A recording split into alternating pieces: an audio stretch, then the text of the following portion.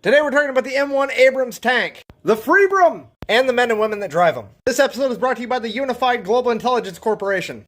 I fucked up their name in the last video, so they get 2. Tank operators in the Army are referred to as 19K, or 19 kilos. Marine tankers were referred to as 1812s. I say were because they just got all their tanks taken away. I have no idea why. I can only assume that Geneva found out that somebody gave a Marine a fucking tank. I mean, that's gotta be a war crime of some kind. It's like giving the fucking Kool-Aid man a bulldozer.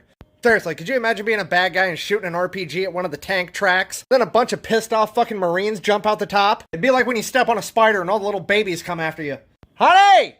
Pack your shit, we gotta burn the house down and move! That being said, the Army guys are still fucking terrifying too. Now, women can be tankers too, but I've never actually met one. So we're just gonna roll with my own personal anecdotal experience. I've met a total of 4 tankers in my entire life. All of them are fucking enormous. They are massive human beings. And for some reason, that is a stereotype with tankers. I can only assume it's all the people that wanted to go into the infantry, and their fingers were too fucking big to fit in the M4 trigger wells. So the Army was just kind of like, here, drive a gun. I fucking love tankers. They are my kind of people. They like beer, and they like pizza. But they don't stack bodies. They compact them. You see, to a tanker, there's only 2 types of people. There's tankers, and there's crunchies. Yeah, they call people crunchies. I'll let you figure that one out. But that's enough about them, let's talk about the tank. When you combine the knowledge and experience of an American tanker with the force of the M1 Abrams tank, you have the best armored unit on the battlefield in the world. But what about the Israeli Merkava? What about the Russian Armada? Look, here's the deal. Best tank in the world goes in miles per hour, not kilometers per whatever the fuck. You see, the Abrams was made with made it to the moon first technology. But no, seriously, the Abrams tank is not the most impressive tank in the world on paper. And there's a good reason for that. It's the only tank in the world that's been battle tested for 20 years straight against guerrilla warfare fighters trying to blow it up constantly. That's 20 years of experience of finding out what works, what doesn't work, what's a waste of money. There is 0 fat on this machine. Let me put it to you this way. Who would win in a fight? The big ripped guy on the cover of the magazine or the world heavyweight MMA champion? The guy on the magazine might look good, but it's not about looking good. It's about knowing what you're doing. You see, tanks are where you start to see the world's biggest defense budget in motion. And hopefully you're seeing it from the back. Because if you're seeing it from the front, you're about to find out the hard way why America doesn't have free healthcare. It's because we have to fund the world's biggest unhealthcare system. In conclusion, there is absolutely, positively, no armored unit in the world that can compete with the M1 Abrams tank combined with the American tanker's expertise. Sometimes I like to read several books, get in contact with historians that are experts on the subject, and make a pretty serious video. And other times, I like to get completely unhinged and rant about some stuff that I think is funny. And by sometimes, I mean today, right now. Today we're talking about my favorite tank. Ladies and gentlemen, America's only super heavy tank, the T-28, aka the Doom Turtle. Now, I said this is my favorite tank, which is a completely unquantifiable metric. Despite that, somebody in the comments is still going to tell me that I'm wrong. So if you think I should have a different favorite tank, go ahead and tell me about it in the comments below, and maybe I'll do a video about that one too. Okay, just to be clear, when it comes to me and things like tanks and planes and guns, favorite is not the best, it's not the most impactful, it's not the most historically relevant, it's just the coolest / dumbest one around, and in my opinion, this is it. So let's go ahead and get into this right after a awkwardly relevant word from our sponsors. This video is brought to you by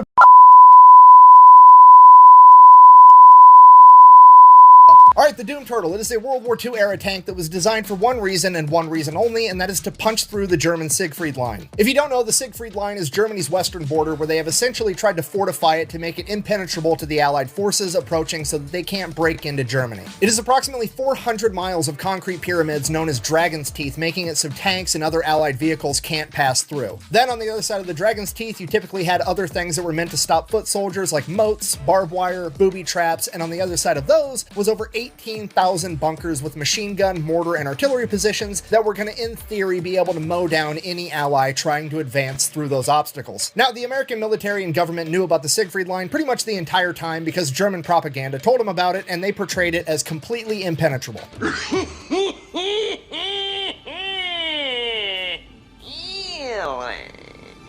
So the American military in 1943 is like, okay, we're going to come up on the Siegfried Line eventually. Let's go ahead and get a plan in the works on how we're going to address it once we get there. Now, clearly, that plan should not rely on tanks, right? I mean, that's kind of the Siegfried Line's entire MO. It was designed, built, and implemented with the sole purpose of stopping tanks. We should probably do anything other than use tanks, right? Wrong, completely wrong. American engineers got told the Germans built an impenetrable tank fortification, and they're like, fucking bet, we'll see about that. We're going to build a bigger, better tank that's going to drive right fucking through it. America, fuck yeah! So the engineers got to work. This is called the AT project, and what they came up with was, surely there's spots along the Siegfried Line where the German military has a gap where they can drive their vehicles through, right? Has to be there. They can't just have 400 miles and they drive all the way around. There's got to be points where you can pass through it. And obviously those points of passage are going to be the most fortified positions, right? They're essentially going to make a fatal funnel, a choke point where all of the Allied forces have to try to go through a narrow passageway. And on the other side, it's going to be loaded with German 88 anti-tank guns, German artillery, machine guns, mortars, everything. They're going to be able to slaughter anybody that tries to make it through that little tiny narrow passage. To which the American engineers are like, cool, obvious solution. We're just going to make a tank that can't die. Okay, it's going to be so heavily armored that there's no anti-tank weapon or artillery piece known to man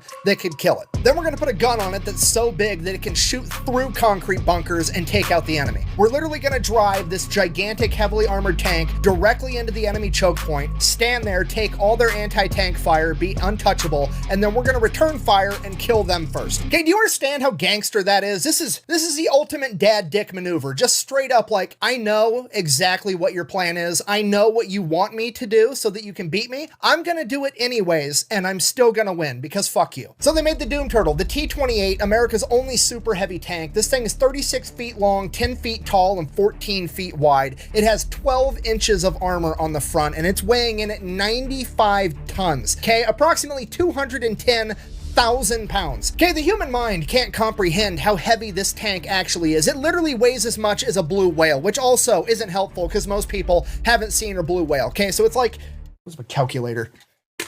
Toyota Corolla is like 3,000 pounds. Okay, it's like 70 Toyota Corollas, okay? This entire thing is like an entire parking lot got a gun strapped to it, and now it's coming to kill the enemy. Speaking of gun, they went with a 105 millimeter gun, okay? That is field grade artillery. This is literally a howitzer that they strapped to the front of this metallic blue whale. Okay, if you're not picking up what I'm putting down, I'm trying to tell you this thing is basically the Narwhal of death, all right? Which raises the question, why on earth did they go with the Doom Turtle and not the Narwhal of death? Well, it's because this thing's slow as shit, which is really the downfall of this tank, because somebody basically said, hey, we're going to build a 200,000 pound tank, and then we're going to put the same V8 engine in it that the M4 Shermans have. Yeah, the Doom Turtle is rocking a 500 horsepower V8 Ford engine, okay? Just for the record, if you don't know much about engines or horsepower, Dodge is out here making minivans with 1,000 horsepower that weigh 5,000 pounds, and the DoD thought it would be a good idea to stick a 500 horsepower V8 inside of a tank that weighs as much as a blue whale. Okay, the Doom Turtle's coming at you at the speed of mock potato. Pedal to the metal, balls to the wall. This thing maxes out at 8 miles an hour. So clearly they're gonna have to transport this thing all the way to the Siegfried Line, right? If they land this thing on a beach in Normandy and let it drive all the way across France, it's gonna take like 3 years to get there. And this is actually why the Doom Turtle has a unique look of having 4 sets of tracks instead of just 2 very wide sets of tracks like a normal super heavy tank would. And that's because those 2 outermost tracks come off and separate from the Doom Turtle,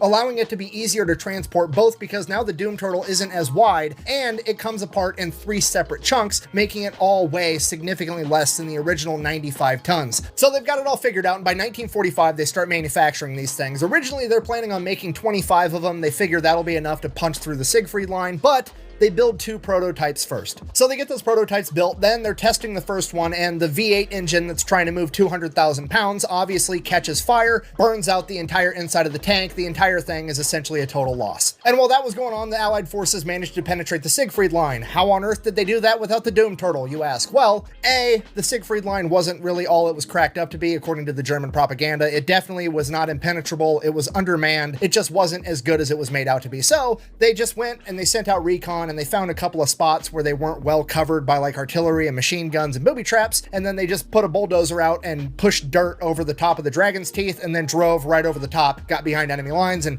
took everybody out. Yeah, the Germans spent God knows how much money and man hours building this 400-mile stretch of concrete booby traps, and they got outdone by a couple of rednecks with a bulldozer. All that horsepower! So because of that, the Doom Turtle simply just wasn't needed anymore, so they stopped the project. There was one surviving prototype. They gave that over to Aberdeen Proving Ground, and they used that basically as a giant weight to test transportation equipment because, well, it was the heaviest tank they had, and if it could move the Doom Turtle, it could move anything else, so they used it for that for a little while. Then, one day, somebody just parked it in a field, and everybody forgot about it. A little while after that, people started asking questions. Historians, the public, museums, like, hey, where's that badass tank? We want to preserve it. We want to save it. It's a part of history. We want to stick it in our museum. Let me have it so I can take care of it. And the Army's like, I don't know, bro, we lost it. Okay, now on one hand, to be fair, I'm pretty sure I know exactly how this happened. They just like had a couple of dudes go park it. They made it take all day. They parked it off in a field. Those dudes like retired, they left, they moved on, and then nobody remembered where it got parked, okay? Like I'm sympathetic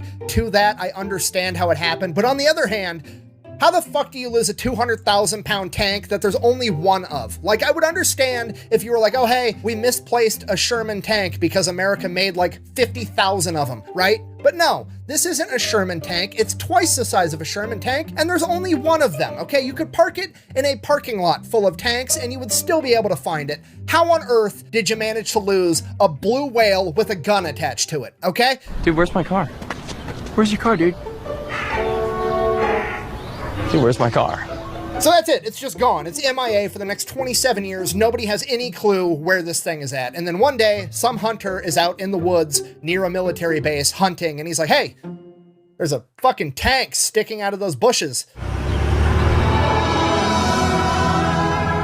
Dude, there's your car. Yeah, you guys thought I was being silly earlier with that War Thunder ad, didn't you, when I stuck a couple of bushes on this giant tank and pretended like that was going to conceal it? Well, history is on my side now because this bitch was incognito for 27 years because it had a couple of bushes on it. What now? So the hunter goes to the Army. He's like, hey, I found this weird looking tank in the bushes. And they're like, oh shit, we've been looking for that thing. So the Army then takes the tank. They give it to a museum in Fort Knox. So it's on display there for a little while. And then they decide that they're going to move it from Fort Knox to Fort Benning or Fort Moore Freedom, whatever the fuck it's supposed to be called now, the home of the infantry. They decide they're going to move it to the infantry museum at the home of the infantry. So they throw it on the HET trailer, the heavy equipment trailer, and they tow it all the way to Georgia. While they're towing it there, apparently they take a turn too hard and it breaks the chains off the HET trailer and the entire main cab of the tank flies into the ditch. Now granted, it was just the main cab of the Doom Turtle, so it didn't have the two outermost tracks, which is like a significant amount of weight, but still the main cab is 60 tons flying off your trailer into the ditch, so that's terrifying. Obviously the Doom Turtle, completely fine, the paint got scuffed, no big deal, get it back on the trailer, they get it where it's going. Now here's my issue. I know for a fact that there are pictures of the Doom Turtle in a ditch somewhere in Georgia. I need those pictures. Someone has them on their cell phone. This happened in like 2017, 2018, 2019, somewhere around there.